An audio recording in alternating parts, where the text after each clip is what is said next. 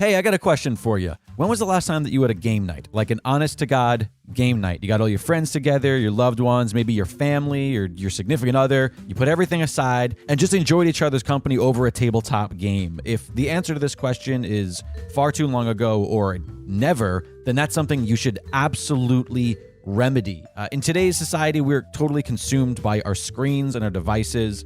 We work on them, we play on them, we communicate on them, and they have aided us in so many great ways. But unfortunately, those same devices that serve our online world sort of chip away at our offline worlds. We're social creatures. We as humans, we seek that face-to-face interaction, that human engagement, the warm bodies. And tabletop gaming is an absolutely incredible way to sort of fulfill those needs and to have a really great time. Luckily, there's Gamebox Monthly. You see, Gamebox Monthly scours the world and curates super unique indie tabletop games and sends them right to your door every month. The sort of stuff that you may never discover otherwise. And there are tabletop games for literally everybody, whether you are a couple, whether you're a raucous game night group of adults who enjoy bluffing and lying to each other all in the name of fun, or if you're families who are doing like weekly game nights in order to kind of reconnect and maybe grow together. It really is an all-inclusive activity for literally everybody. So let's get together and let's put down our phones and let's figure out what millions of people already know. We are in the middle of a tabletop gaming renaissance, and discovering games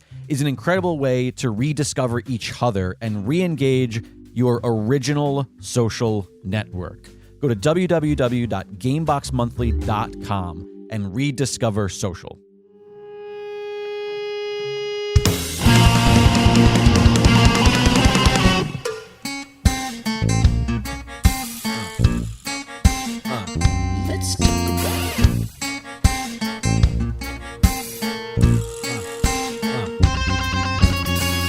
Hello, yes, let's talk about it indeed. Thank you for tuning in to yet another installment of Elaborate. Thank you so much for sticking with us. We're learning, we're growing, we're doing it together. I'm excited to sit down with my guest this week. He is an actor, a writer, a rapper, a self-described nerd. You may have seen him on Adam Ruins Everything. He's also a proponent of positivity, and I'm so excited to be sitting down today with Damian Washington. My dude. How's it going, Damian? Yes, sir. What up, JL? Not too bad. Not much. I started answering the question wrong. Yeah, no. You said, what's up? And I said, not too bad. You got to listen, right? baby. You know what? Because the people are right here. You already got the script up here. You know what? But the person you playing with is right here. Off to a bad start already. Now, that's judgment. I don't judge that. That's fair. At all. Appreciate it.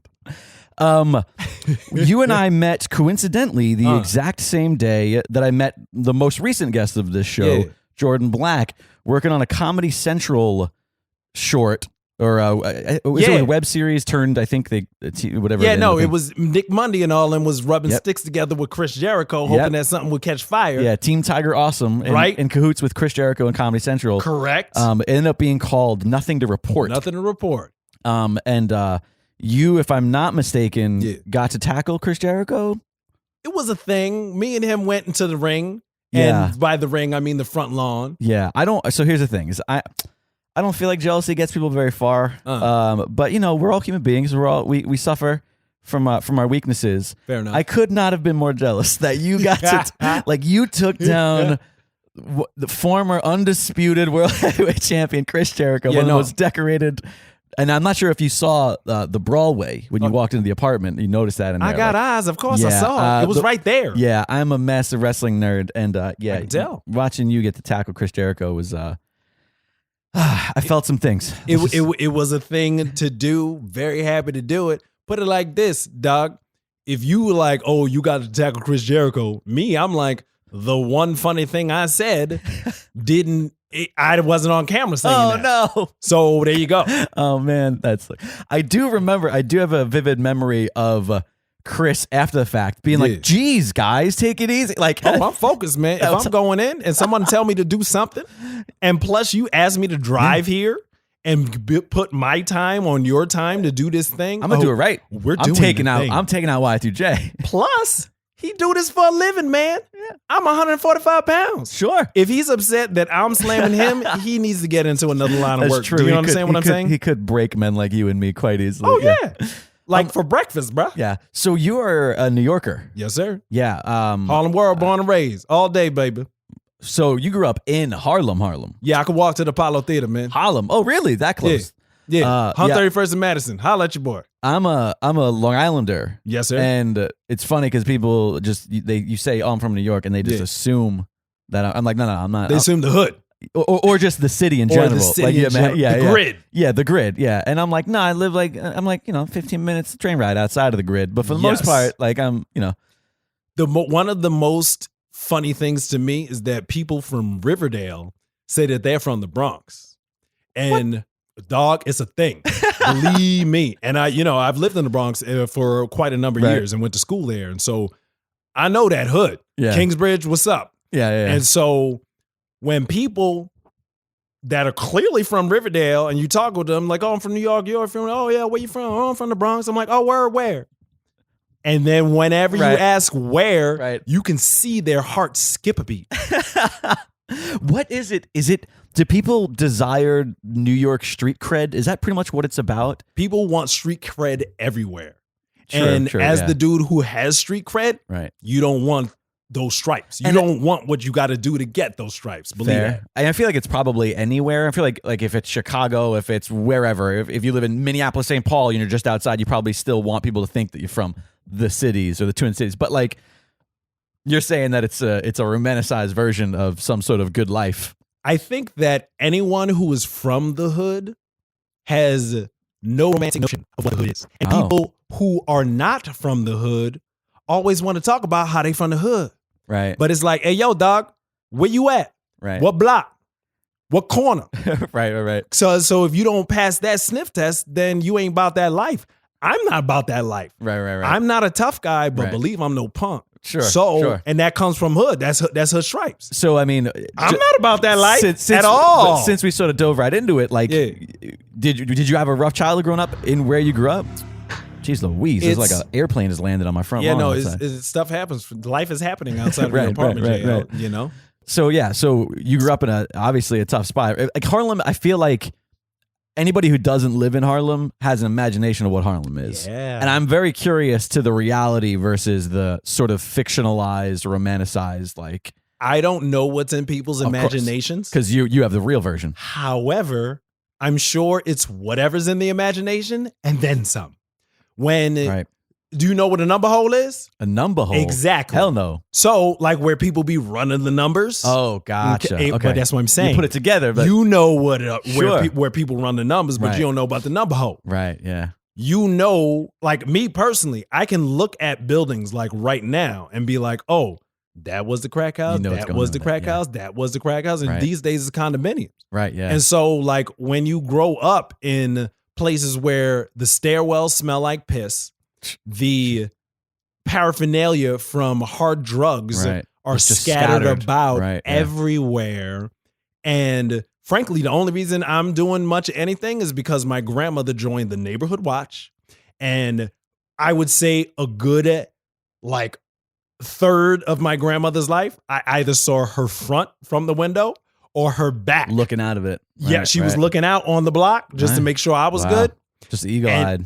And then on the when I was in the apartment, she was on the block, keeping an eye on the block because that she signed up to get those stripes. Right. So again, man, like if you from the hood, the only way you say that you from the hood is that this is where I'm from. These are my coordinates. Sure, yeah. If you try to say that these are my coordinates and they're not, right, then it's just kind of like. So, parent situation growing up in Harlem. So I know you mentioned that your grandma was a watcher. Did you live with grandma? Mom and grandma, like my mom was like was a younger mom. Gotcha. Like, I always say that like I'm only here because she thought the dude across the street was cute. Right. And then hey. So it is an archetype where your grandmother probably saw that like her daughter was having a baby, probably not necessarily ready for it. So she sort of steps in as the maternal figure, as sort of the matriarch. She quit her job. She got a job where she could be like closer, local and close. And then where was she working before that? She was like, I don't even remember. Sure. I don't know. I'm assuming she was also then young grandma, equally so. Yeah, if you had young right. mom. And that's another dang thing, right? Yeah. And so, she just was like, she was making sure her grandson was going to be take good. care of. Right. Yeah. That's what it was. Sure. And I got everything that I needed. Right. And that was that. Like, I met my father when I was 30. So like, oh shit. So you didn't know him at all growing up. I have memories of dude like up until probably age 3. And most of like them just are not popping good. in and out kind of thing. Nah, right. it Oh, just- not even. I mean, were you, I think let me ask you this, just for the sake of building the story. Were your mom and dad ever together, or was it strictly I think they hooked they up? tried. Gotcha. And then it just wasn't a They good weren't- match. they weren't and then gonna be together. like whatever. Right. And they tried to make it work. And then at some point he was in the streets too. And then she's not about that life. And she's Right. like, I ain't about that life, doc. Sure. So you could try to do all of that. Right. But I'm getting a job. Right. My mom has me as well. Right, and right, we're right. gonna take care of this kid. So I can empathize. Met my dad for the first time when I was 10 or 9, somewhere in that range. Took off on my mom when she was pregnant with me, kind of thing. Ugh. And I was raised by just a series of women, like 6 women, really. That I named the coven. That make you special. Yeah, and so you got mom, you got grandma. Yeah. Were there any other sort of strong, Nah, it was two of mainly them? them two. So you were also raised by women for the most Yes, part. absolutely. I feel like for as much as people, I'm sure you're probably familiar with this. Like, were you the pitied kid? Oh, kid without the dad. Kid without he ain't got no dad. Oh no, I'm from the hood, dog. Everybody ain't know they daddy. Oh, all right. Well, that's fair. That's a different cultural That's what I'm experience. saying. Yeah. Okay. No, fair. put it like this: people who knew their father were an anomaly, right.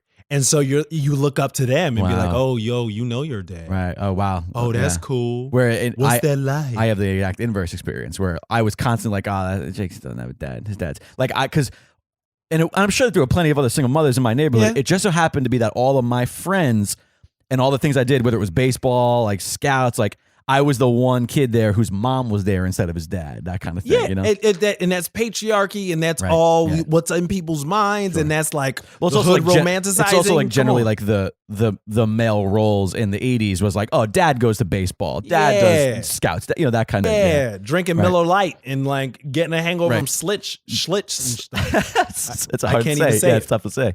So for you, it was unfortunately sort of the norm where you grew up. Yeah, Essentially, that's like part. It's like part Right. of it, and that's why I'm like, hey, yo, people be trying to talk about you from the hood and be like, yo, dog, your dad. Right. Fuck right. outta here, man. Yeah. Don't even try That's like to. wow. That's God. Talk about like a level of unaware privilege that you don't even realize. don't like even- just you're simply not even simply near that. having a family, like simply having when I say A family, nuclear everybody family? has a family. Thank you. Nuclear was what I was looking for. Yeah, like the fact that is even a thing that is like, oh, get out of here. You can't complain.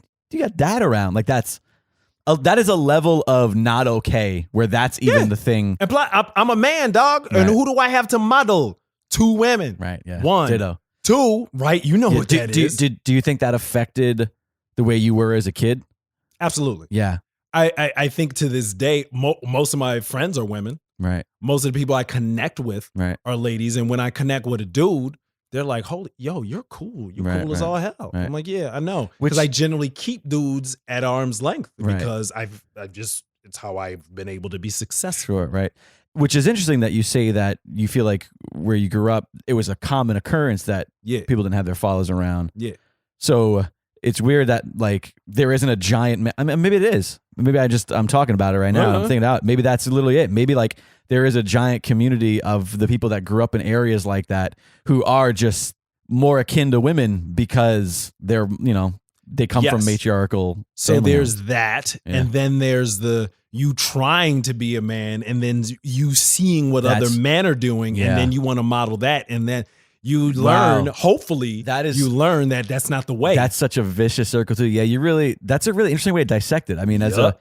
a privileged white dude, I don't really think about it all that much. But of course, like if you take a tight knit community where it's a common occurrence that young men are growing up without male role models, Yep. or male, I'm not saying role models. I mean like in life role models. Yeah, of no, course. correct. Yeah, not artistic Yes. role models, but I came from your nuts, bro. yeah. Show And- me the way. And you have this culture that tends to be so like desperate to prove masculinity. Yes. Desperate to do this. I mean, it's a big, I know that maybe not so much anymore, but I know that I've spoken with a couple people about how like in hip hop culture, there's still a lot of homophobia. There's still a lot of like fear of lack of masculinity. Like you can't be, those two things are separate. Right. I'm just going to let you know. Oh, they are. Homophobia in the black community is a thing. Right. Homophobia in many different segments of many different communities is a thing. Sure, of course. Like the Asian community is its own set of thing. Yeah. Like the Latino community, that's its own set of like. Sure, yeah, of course. It's strange, man. Right. Because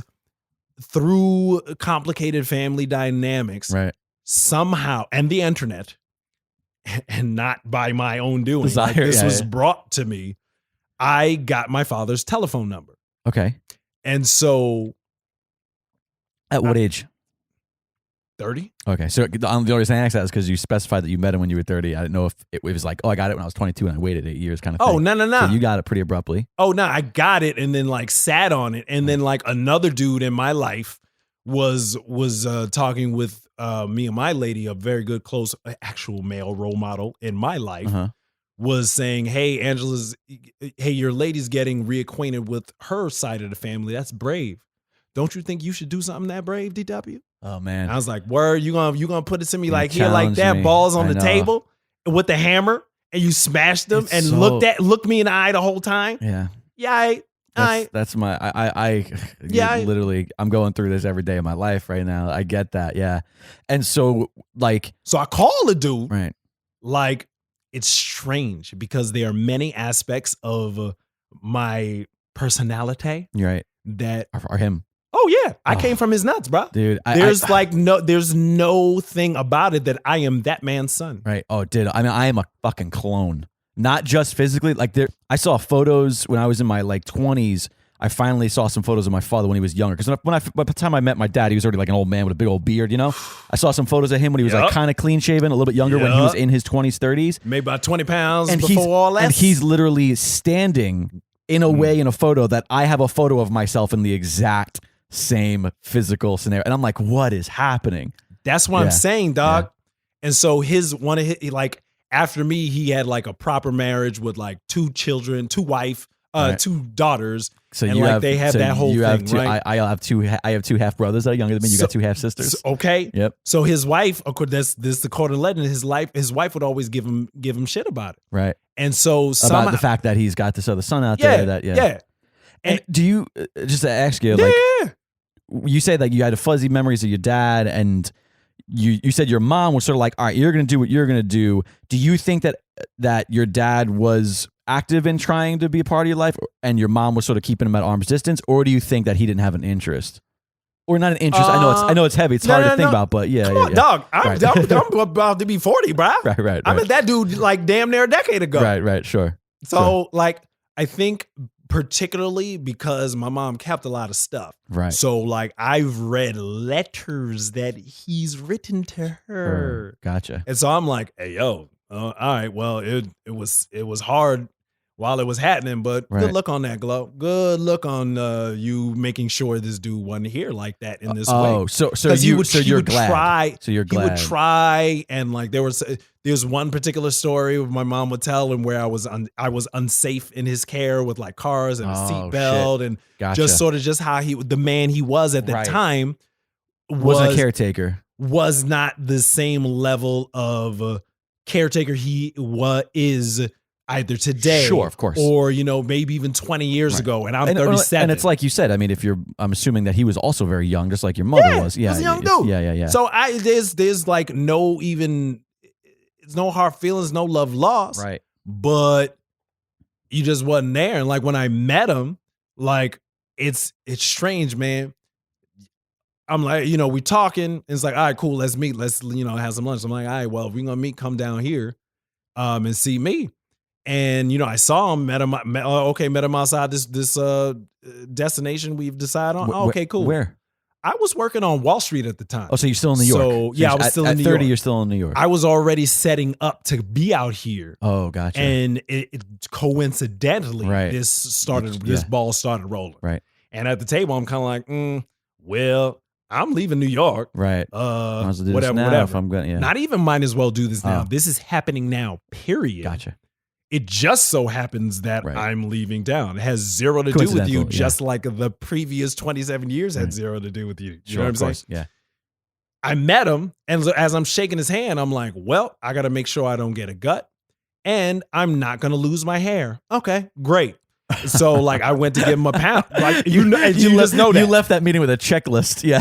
No, just No, I instantly. get it. Instantly, yeah. I'm like, oh, got to watch out for the gut. Oh, Right. but I'm not going to lose my hair. That's Okay. good to know. Yeah. And I went to give him a pound, and so he comes to give me a hug and shit. yeah. And so he's hugging me close and tight, and I'm just Right. kind of like, this is awkward at this moment because of course. I don't have any hugs in me, dude. No, yeah, of course. But of course you have a hug in you. All right, cool. And we sit down, we talk a mess, blah, blah, blah. And so he's like, so how'd you get into the acting thing? Right. And then like it kind of hits me again where I'm like, yo, dog, because I've been performing so long. And I'm like, yo, dog, you don't know nothing. He doesn't know anything about you. You're a stranger. You don't know nothing about me. Yeah. It's Shit. yeah. Okay. And sort of just started, Right. telling the story. And then as things come together and and did this and this commercial and this, that, and da, he's like, huh, you're really great. And I ain't have nothing to do with that. That's. And I was like, yeah. I mean, did you approach that? That makes me emotional just hearing that story. Like, did you approach that from a place of sympathy when you met him with that, or were you very still kind of standoffish and just like wanted nothing to do with him, sort of thing? I think that I had lived so much of my life not wanting anything to do with him, wanting desperately for him to something. Right. And none of that got me anywhere. Sure. So that even when I met dude, it's like, all right, cool. Like, I got a haircut from a barber one time that never met his dad. And that's another thing. It's like, I'm fortunate, even though, I was well an adult. Yeah. I met dude. A bunch of people never met their dad. Sure. Never even thought about it. So Right. like, I'm fortunate in that regard. And so the haircut dude was like, yeah, no, dude, if I met my father today, I'll give him a line up and charge him 20 and tell him to get the fuck out of here like anybody else. Right. Yeah. And that's the thing that I've struggled with is, I got a random, I met him when I was 9-10 years old. Yeah. He was in my life like 2 years. Yeah. And then he wasn't. Is he still with us, or is he just not here? As far as I know. So he's still with us, yeah. not concerned with JL. I'll get to that. Like, so, I fear that at this point, like my listeners they're so sick of hearing me tell stories about my father, but I feel like it's necessary for me to kind of this is breaching, bro. But so it wasn't on like the 3 podcasts I listened to. So good. So I met him when I was like 9, around for a couple years. Yeah. And then not around no more. And it wasn't until later in life that I realized I don't know whether he didn't want to be around or whether it was too difficult to be around because of my mother or because of other people. Right. And that's why I asked. Questions. That's why I asked if you approached with sympathy, because at 22, I think it was, I got a phone call. Wow. And I pick up my phone and he goes, "Hey, is this Jake?" And I go, "Yeah." He goes, "Jake, it's your father. I heard you wanted to talk to me." And it was I heard you wanted to talk to me that immediately put me in that fuck you mode. Yeah, oh yeah.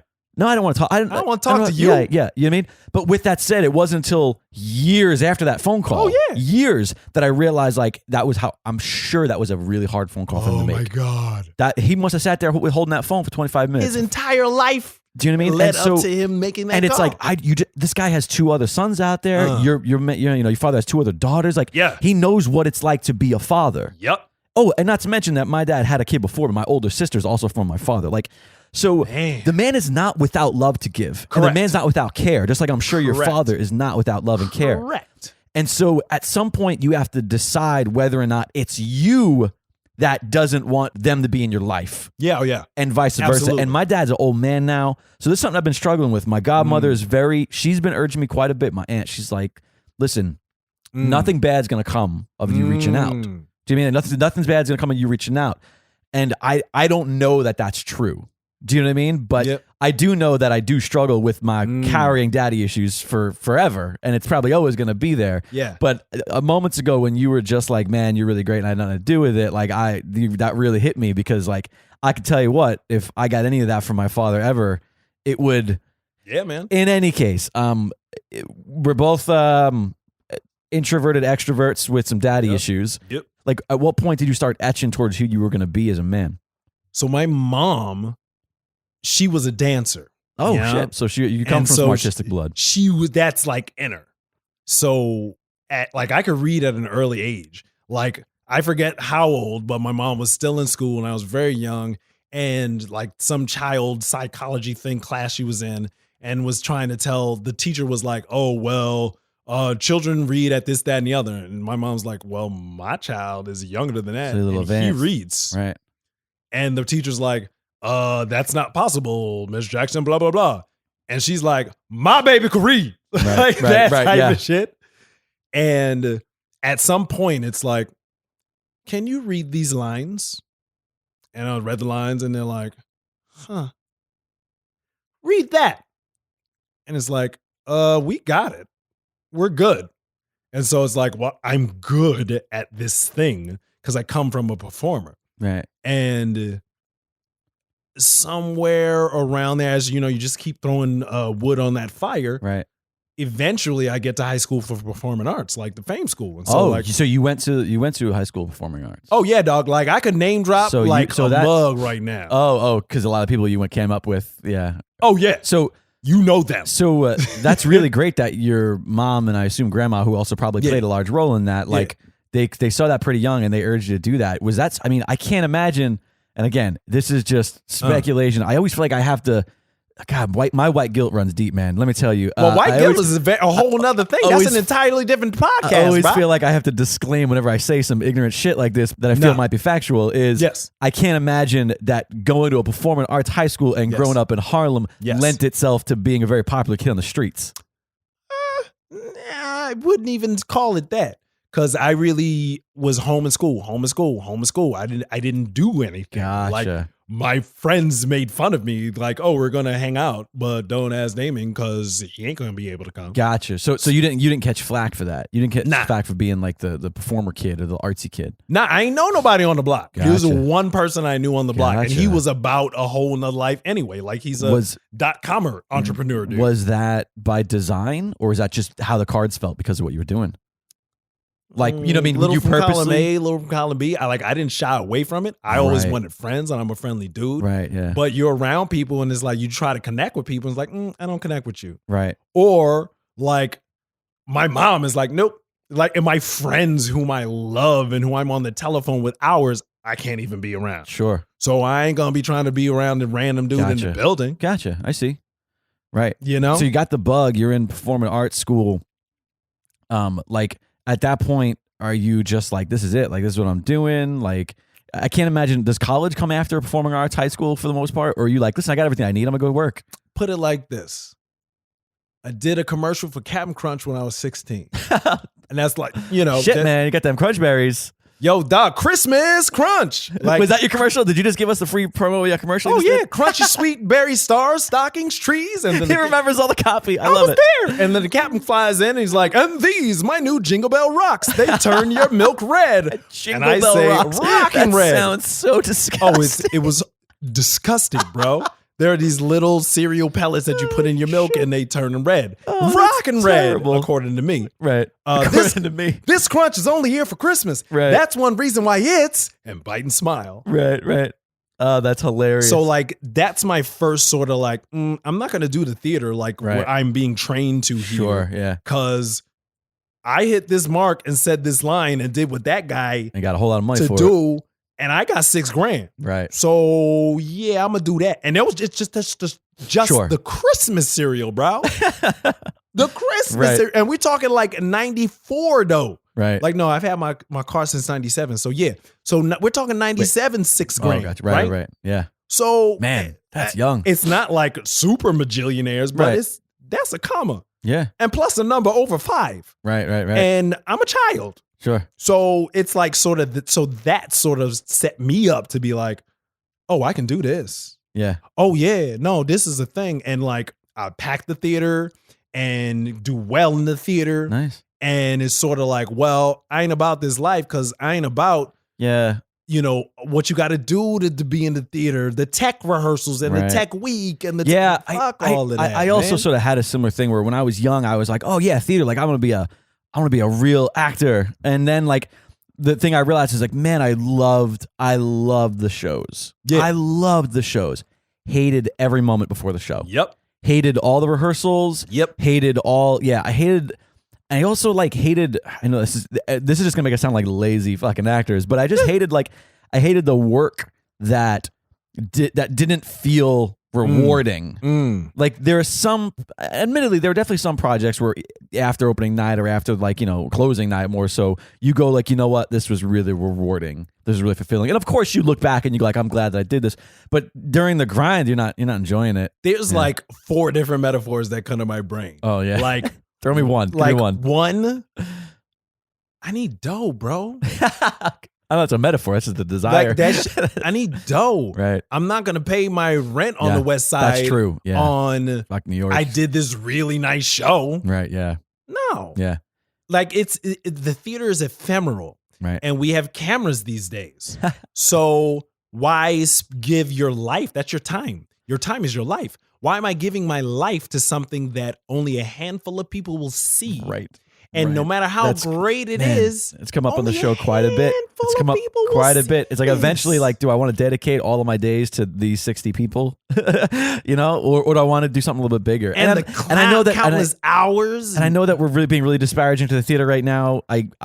The theater is an incredibly important facet of American culture. Jake Lloyd is apologetic to the theater community. But I say y'all a bunch of dumb motherfuckers. Straight up. All right, so much for diplomacy. Yeah, no, but diplomacy, fuck diplomacy, I mean, I will say this, like, I do enjoy going to theater, not so much in LA anymore, but in New York, I did enjoy going to theater and seeing plays and seeing musicals. It's a and touch different in New York because the scene is different. Yeah, put it like this, dog. LA theater is kind of sad. We're on the podcast, so I can cuss. I was talking to another dude. I was talking to a younger dude, and like this popped in my head, and I was like, "Oh, well, that's kind of good." In a lot of ways, the theater is like jerking off, bro. Okay. And when you get a check from SAG, that's like you fucking. So me, I'm trying to fuck. I'm trying to fuck as long as I can, as hard as I can, as much as I can. I'm going to use that analogy for everything. I'm not going to be sitting there pumping wood for 60 people because I'm so great and butt naked like that other dude in Equus. No, I'd rather get laid. Yeah. I wants the fucks. Yeah. Because after we have the moment of joy, I can be like, oh, okay, we can fox again. Or you know what? I'm a bounce. Or like, I'm going to go to sleep. Fix me a sandwich. Like you can have any sort of... it's accurate. Any of those sorts of paradigms attached to that. But you can't pay the rent on adulation. No. And when an opportunity came my way to go to Middlebury College or frankly get a full ride to like, it was either DePaul, Middlebury, I can't remember, Brandeis. Come on. I can't remember the other thing, but it was like, yo, go in the room.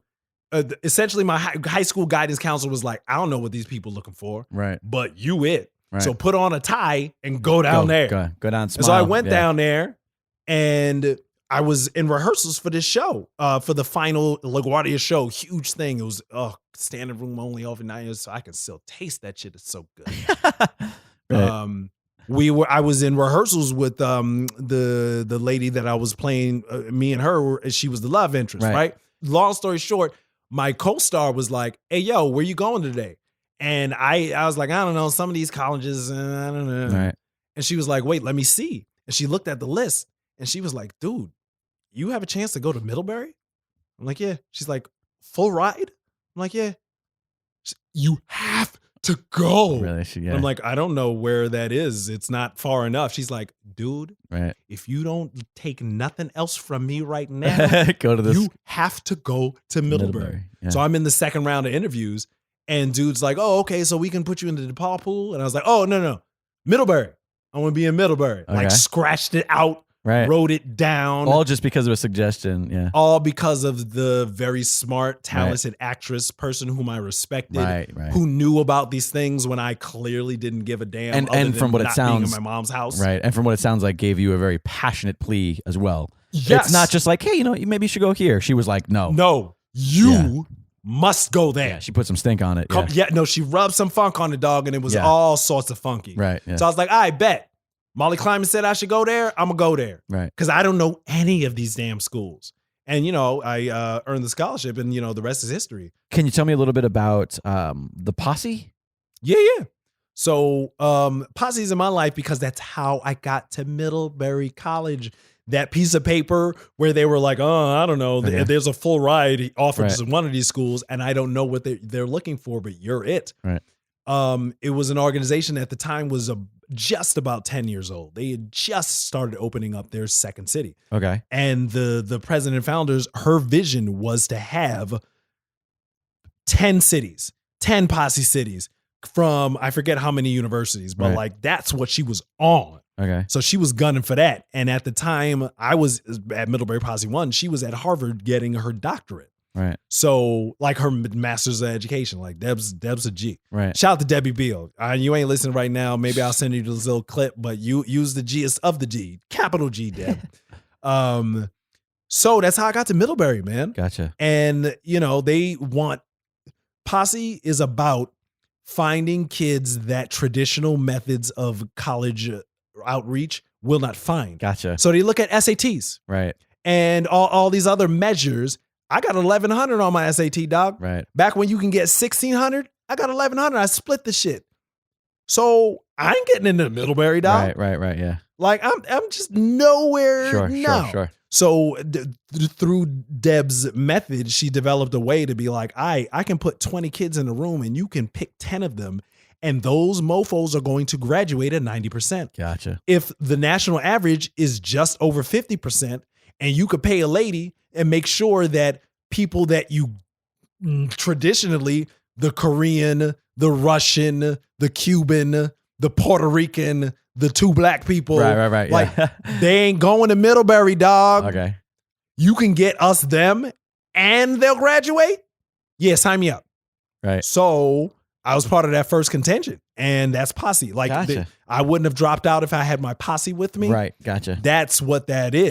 Gotcha. And Deb, the president and founder, kind of accountability. Yeah. This is my group. This is my homie. These are the people that I can count on when things get tough. Nice. So when you go to Middlebury and it was 2% black at that time, and like, so I'm talking out of 2,000 kids, you move that decimal place one place, and that's 10%. Yeah. Take another 8% off that. Right. That was the African American community. Gotcha. That you could count them on your fingers and your toes, dog. Right. That like half of them, the upperclassmen, they just decided they wouldn't like me. Yeah.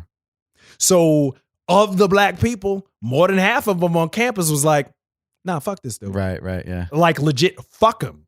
And the type of dude I am, I'm getting in the mix. Right. I'm having fun with everybody. People think that he's cool. Yeah. Quiet as kept. I'm hooking up with gals that they couldn't touch, that they can't even sniff, and they right here. Yeah. So they, even though they already decided they wouldn't like me, they really didn't like me. Right. So, if it wasn't for Posse, not only would I have not been at Middlebury, but maybe some of those dudes who was picking fights or giving cold shoulders or just was nasty people would have been like, man, fuck this place, man. I'm out of here. Yeah. And I'm out of here. So Posse is now huge, damn near 10 cities. Like, that's great. Dozens of university partners, big ass who knows schools. How many people have been affected and helped? Yeah. There have been at least 4,000 Posse scholars. Wow. Posse alumni. Wow. Yeah, that's dog. Fantastic. Yeah, dog. No, it's real. And that's why I even had to do a vlog about it, because there's tons of footage that I'm chopping right now from my trip. Yeah, I've seen you post a couple little things or like, it just got to get out, because it's like, oh, I shoot commercials. Oh, like I'm living a life, bro. Right. And that's the thing I'm struggling with / getting better about / finding ways to show up and make sure I'm accountable for. Put it out. Right. Put it out. Don't edit it too much. And that's even why I started talking about MS more. Right. Because I would just put the camera up and start talking. Right. And people would be like, don't worry about the editing. Don't. Of course. That. Of course. And so I just did that more. Yeah, I did that more. And then I'm like, oh, you like that? Cool. And that's why I try not to sweat so much, dog. Yeah. And I found a lot of grief behind sweating. Right. It's like small stuff. What did you say? Or what did I do? Or Right, what can right. I do for you? And like, nah, bruh. Yeah. Just relax. Yeah, I could have used that when I was in my 20s. Yeah, no, Yeah. hopefully it comes at age. Right. If with age, Right, but right. a lot of times it don't come. Yeah. And for me, like it had to take dis-ease Right. for it to come. It had to be, I was on my back for 2 weeks. Right. Like, Right. what am I going to do with my time here? So Because I still don't have everything I right. want. Yeah. So I mean, since you brought that up, you really hit the sore spot when you started talking about dad stuff. So I pulled that thread because it's a thread that Oh yeah, we could talk about so many things, JL. Yeah, this is not going to be your only time. I can guarantee you. But you one of the things that drew me to you, we talked a little bit about it before we started recording, was that like, you know, you and I meet on this chance shoot, right? Yeah. And you meet a lot of people in LA, and you meet them on the set, and you go, oh yeah, come on Facebook, and you never know. You hit off with people, you have a good time, you bullshit, you crack some jokes on set, but then you never know who they are after that, right? And I feel like with you specifically, like your Facebook feed, your Instagram feed, like the things that you're constantly putting out there, I feel like they come from such a place of honesty, transparency, which everybody that listens to this show know is my big word. Like I really desire transparency. See right through you, baby. And you know what? You are an incredibly open book when it comes to autoimmune disease, MS, and some of the other problems that unfortunately you've been dealt here. Can you tell me a little bit about your experience with that? And also like the decision to just be like, no, this is my life. I'm being public with this. This is like, because I feel like you utilize it in such a positive way. And I vividly remember the video. I was going to say this beforehand, before you answer my question. The video that made me go like, oh, I got to reach out to this guy. I want this guy on the podcast. I want to talk to Damian more about this. Was you posted the video of you getting that like cryo treatment? Oh yeah. Where like, you know, and if I'm going to be honest, like I don't know that I'd ever be as strong as you to be like, not only am I going to go through this, I'm going to do this. I'm going to tape it. I'm going to have a great mindset. I'm going to be funny about it. I'm going to be positive about it. Like, and so, you know, that was what you asked earlier. Like, what was the thing that made you reach out? That was the day I wrote you. Like, hey man, come do the show. I'm choking up right now. Podcast people who can't see, like, there's tears shit welling in my eyes because the shit is real. But so talk a little bit about that and living with that. And one of my friends whom bottomed out at the guest star level, so to speak. Like he's the special guest star, but he was never series reg. Right. And he's on shows, but he's been written off. The guy from that thing. Right. Right. Yeah. From plenty of shows that you've known. And he did the whole thing where things that you're supposed to do is you make a film and then you get it into the festivals and then you work the festivals things and nothing popped off like how he was wanting it too. Right. And so he was just like, yo, I'm gonna just start vlogging, man. I don't know, but I'm gonna just start vlogging. Start putting himself out there. And he started, and dude, I watched him because he's my friend. I watched him from like, oh wait, did I really just see you drive in the car for 9 minutes? Right. To some unknown that's all it is? I think I'm gonna do that. Right. And I don't do it as consistently as I need to, because that was a whole nother set of wall that I had to tackle. But again, I was on bed rest, dog. And I called him because he has another disease where I think like something's up with his kidney or some shit. And he needs to get infusions every month. Gotcha. And so like it's real. And like, again, here's another dude who's like legit, not only got the brass ring, is still reaching for another brass ring. And is like, he don't got no job. Like he do this. Right. And he's still like, I don't know what else to do. Let me just start vlogging. And has found success with that. Right. So when I was literally not able to do anything but pee and be in the bed for 14 days. One of those days I called him and I was like, hey, yo, what's up, man? Blah, blah, blah. Talking to him about what I'm going through. And I was like, yo, dude, you're keeping me going right now because I know you're dealing with something that don't nobody know about. And it is very, very serious. Oh, so he wasn't necessarily transparent with something that you knew. He was not transparent. I understand. And I knew that he had to go through that. And he still was doing everything. Right. and coming out on top, and then finding new ways to come out on top and be like, oh, this door closed, well, this window open, I'm gonna hop through that. Right. And so I was like, yo, dog, this is really helping me, man. Like when I get back on my feet, I'm gonna at least start this. Right. And I hope I can do it as consistently, and not even hope. When I don't do it as consistently, I don't beat myself up about it. Right. I just make sure I aim to. And that's kind of how got that started going. And funny enough, it's how I'm even talking to you right here, right now today. Yeah. One, there's a lady whom I've been texting with and on the phone with, like legit for the past 72 hours. We're going back and forth. Like I'm giving her my medical history. She's giving me hers. And who knows, I might have something wrong with my B12s, because B12 deficiency is something that goes overlooked in many medical things. And in London, there's a doctor that took meticulous records of over 700 patients. And yeah, he was doing shit that was off label. Right. And like the boards try to come down hard on him. He's like, yo, doc, I have the books. I have it all right here where everything I was doing, and it's all good. And all those 700 people, if you need a clinical trial, if you need the hoops for me to jump through, here. Yeah. There's the science. Yeah. There's the So she hit me through the vlog. Gotcha. And so there's so many different things that are happening that I never would have thought it happened because of the vlog. How long ago did you start? How long ago did you see him doing this and then you decide? Or better question, how long ago was it that you were on that 14-day bed rest?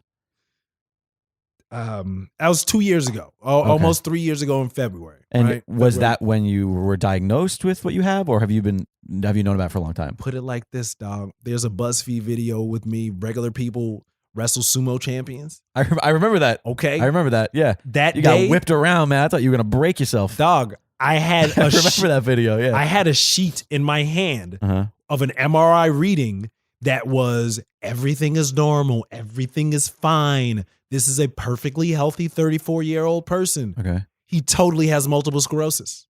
Gotcha. Get a neurologist. Figure that out. That was the right. So, but I'm looking at this paper and I'm like, well, I haven't seen a neurologist, so I don't know. But I can't really walk. I can't really see. Yeah. And I'm getting tossed by these fucking sumo champions, dude, whose pride got hurt because they got beat. Honestly, you're making me feel bad for laughing at that so hard. Oh, no. no, it's hilarious. Yeah. But just know that entire time, I am a shell of myself. Oh my God, Damian, and I'm in there getting crunched by these people. Right. Okay. Yeah. All 140 pounds of you. That it was brutal, dude. Okay. Yeah. No. So like during things like that, it's like, yo, dude, I'm here in LA. Right now I'm on my 27th booking. So like Planet Fitness was my 27th booking. So in the past 8 years, since 2009, since I was like, all right, I'm gonna do this. I do. Yeah, do this. Yeah. Right, of course. So like being on bed rest and sort of like I'm not anywhere near my goals. Right. So it's like, you know what, let me just start the vlog. Let me just start talking to people. Right. Let me just Adam's doing this and he's found success. Let me do that. And honestly, like the ability to do it in a transparent way is, I think, what sets it apart from the countless other. Like I've struggled with the social media, the vlogging, the YouTube star, the quote influencer culture, which I is a word that I really I'm struggling with. But admittedly, I'm sort of an old school curmudgeon. Like I'm all about just like, no, this is, you do the thing that you do and you don't need the other stuff to come with it. And I do live in a world of gray where I see the importance of it. I see people doing it, why they're doing it. But I will say this, for every 40 people out there who are just doing it because they're told they should do it, there's, I think, one person like you. Maybe that number's skewed. Maybe it's more like 100. Yeah, you know what I mean? Like, yeah, honestly, I was giving it too much credit. For real. There's one person like you who's doing it, and I think that despite the fact that maybe when you're when you're bedridden and you're thinking like, well, what can I be doing? It might seem like it's something that comes out of, something I'm trying to do for myself. But I think honestly, it's like you are putting something out there that is helping people, because I'm sure by just people watching what you're going through, and watching the way that you deal with it, the positivity, the smile, the just like, again, the honesty, like it's the reason there's a merit to it versus just, it's not self-congratulatory as much as it is, inspirational. I don't know. I hate, Well, thank you, sir. It's all story. yeah. And I'm not, I have 503 subscribers, bro. Right. Yeah, of course. From like legit 100 last month right. since I started using hashtags. I'm not concerned about the subscribers. Right. I'm concerned about how do I tell my story? Exactly. That I think is what's so unique. I've been like, well, I'm not going to poo-poo what I can't get. I'm going to recognize what I can get and then not even try to focus on what I can't get, but focus on what I can do. I'm a nerd. Right. I have the gear. I know the difference between 1920 by 1080 and 1280 by 720 and compression ratios and like target bit rates. And I know that. I live it. I have to. Of course. Yeah. So I like doing this. Nice. And talking to people about my disease / well, I don't know what to do, but I'm going to try to do something. I'm going to try to stay on the schedule. Right. So I'm going to get a haircut today. Right. It's Martin Luther King Day. Right. And like nobody watched that vlog, but it was good for me to keep going, even when you don't think there's nothing. There's something. I guess my equal to that is what you are on right now. Like that is why I started. I mean, I've been a part of the podcasting community for the better part of a decade. Well, actually longer than a decade at this point. But I was always a guest on other people's shows. And I've done web series. I've done all of those things where it's like, I need something to be constantly flexing my muscle in some way. But it was always kind of a struggle because I needed other people. I needed more, you know what I mean? Like, and it was that thing of like, I started the podcast network with, my co-founder Zen, and obviously we produce a wide variety of shows. Yeah. But I was like, no matter what goes on with the other people's, like my show, my weekly thing, this is going to be the way that I'm going to try to put myself and who I am and create that transparency. Bingo. And yeah, so I get it. I totally get it. How you going to wait for other people to do the thing when you can do the thing? Right. And it's interesting that you say, that just by putting yourself out there in some sort of transparent way, you've gotten phone calls with people, like people have reached out to you, and it's not just because you live with MS or autoimmune disease. It's not just because you have a vlog and are very funny. It's because you are who you are, and those two things combined. Do you know what I mean? Like That's it. Yeah. I mean, just in the slight transparency that I have displayed on this show, I have had people reach out to me. Honestly, the only reason I'm in my incredible relationship right now is because the girl who's currently my live-in girlfriend, who I will marry one day, literally reached out to me after listening to me discuss something that happened in my life on the show. And we started talking after that, and it was you being you. You can sell the soap. You can get other people attracted to you. Come on. Let me ask you specifically about sort of like living with MS and living with the autoimmune disease. Like I spoke to you a little bit before we started recording about a former guest of the show, and he's an incredible guy, Justin Baker, who's on an early episode. He talked about living with chronic illness. He talked about the spoon theory. Yeah. And I asked you a little bit about like whether you sort of subscribe to that, because I know like you sort of, I mean, I don't know MS, obviously. I don't know autoimmune disease. I assume that you are almost consistently in pain or with problem. Yeah. And like putting on that positive face, so to speak, not necessarily always positive face, but putting on that willingness to put yourself out there and that sort of stuff. Like, have you found a struggle in doing that? Specifically, like being that the job you chose is that to be on. You know what I mean? Like, I wouldn't wish MS on anyone. I would wish some amalgamation of herpes and sickle cell on someone in a heartbeat before this shit. Here, have some stuff for life. You dig it. Yeah. What, can you elaborate on what MS is exactly? Because I feel like a lot of people know the term MS. Yeah. They know the walks. They see the commercials. Yeah. I'd be happy to tell you, but friend. Yeah, please. I can elaborate. Multiple sclerosis is a disease of the immune system. So my immune system is essentially eating parts of my brain and my spine.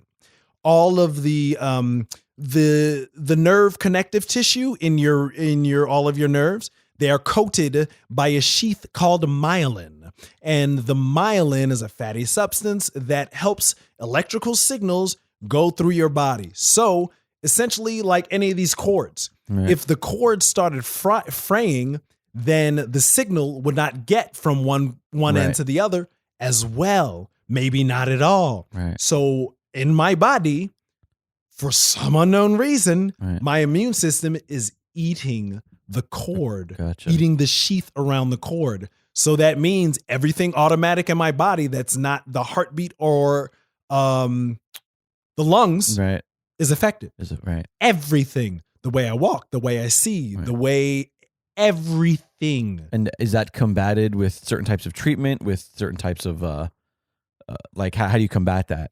So for me, diet has been the biggest thing, aside from medications and all this other stuff that, you know, the medical community would throw at you. Right. In a lot of ways, it's like, well, why did you develop this?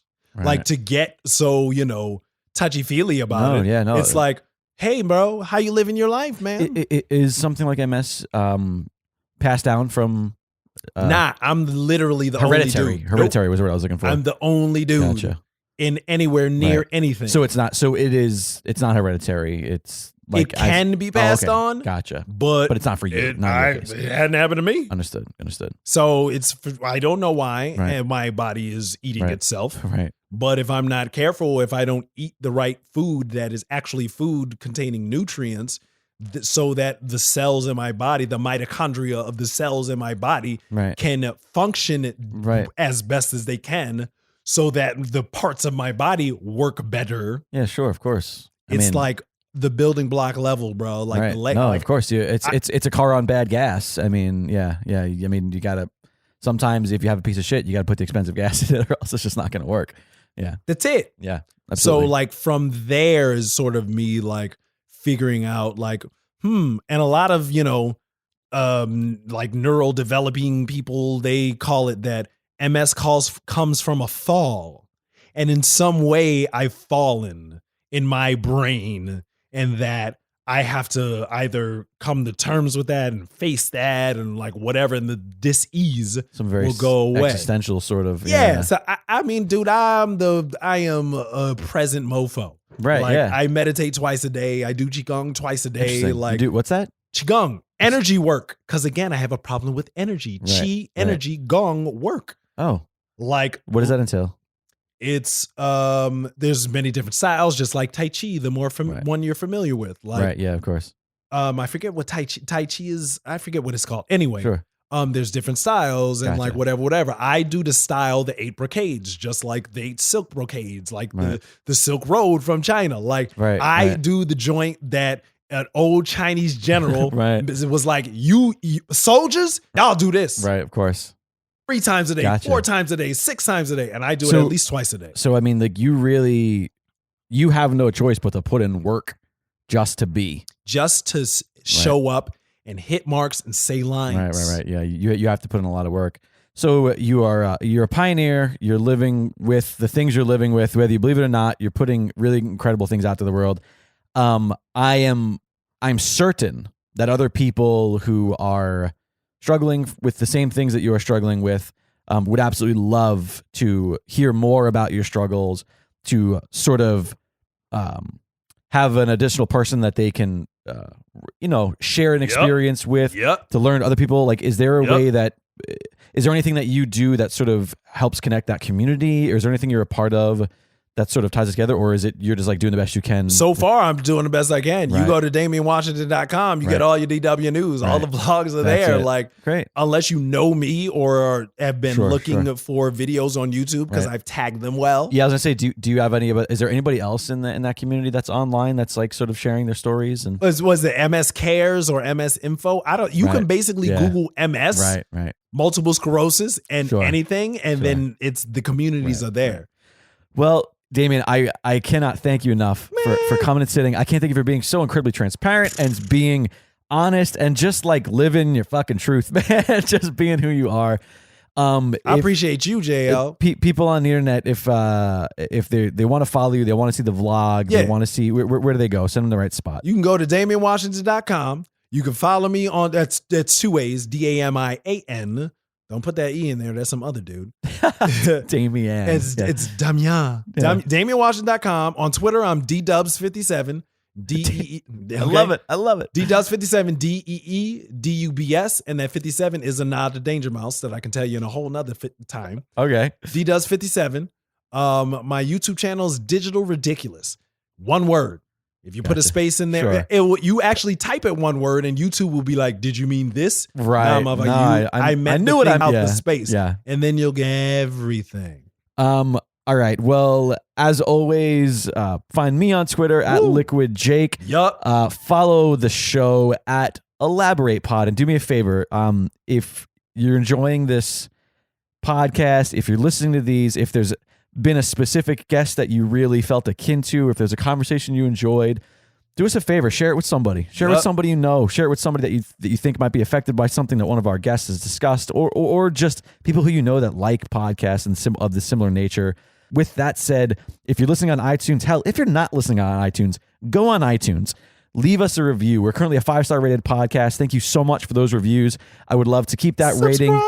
Keep them coming in. Subscribe. Those reviews and those ratings help other people find the show organically. It helps our show get put onto other like listings and charts and all that fun techno promotional stuff. Yeah. You know what you got to do. Listeners, come on. I've said it a billion times. Help us out here. Do the do. Do the do. And put some funk on it. Rub some funk on. Sorry. See, I knew you living that Long Island life, man. I Come knew on, you had now. it. I knew it was in there somewhere. Rub some funk on it. Yeah, I'm gonna rub some funk on some. And as always, at It's Dragon Wagon for all things Dragon Wagon Radio. We are in the midst of pre-production for like 4 or 5 other really fantastic shows that I can't wait to get launched. Pushing on like 7 months or something like that now. We've been doing it. So thank you to everybody who's been listening. Yeah. And for real. We will see you in a week. Be kind to each other. Damian, thank you so much for coming, man. Thanks for having me. Liquid Jake, my man, the man, all day. Love you, brother. Good man, love you, good man. Peace, brother. Hey, everybody. I'm sitting down real quick with my good friend Zen Zenith. Hey, Zen. Where am I? Where are you? You are on an episode of Elaborate in a fantastic little segment we call a commercial. Oh, this is really nice. I like what you've done with the place. Appreciate it. You know, I try. So I think I'm here to talk about my podcast. You're here to talk about a fantastic show called The House Show Show. Right. Yeah. So The House Show is the podcast I host. It's a live concert and event series. So the whole thing is recorded live. We have a little audience there. And what happens is I have guest singer-songwriters join me, and they play some songs in sort of an intimate setting. And I sit down and talk to them. And then we do a Q&A with the audience. And it's a lot of fun. So it's like storytellers meets Unplugged meets a fantastic live podcast. Right. It's like the Moth Story Hour meets Late Night with Seth, whatever his last name is. Sure, meets The Nerdist. I love it. Your favorite hang in your favorite living room. And I am a massive music nerd. This totally speaks to me. There's nothing I love more than live music, and there's nothing I love more than live music in a really intimate setting. It really is a fantastic show, I must say. You are going to love this. You can check it out online at thehouseshowshow.com, or we're also available on iTunes and Stitcher. Fantastic, bud. I hope everybody checks it out. Me too. That would be rad.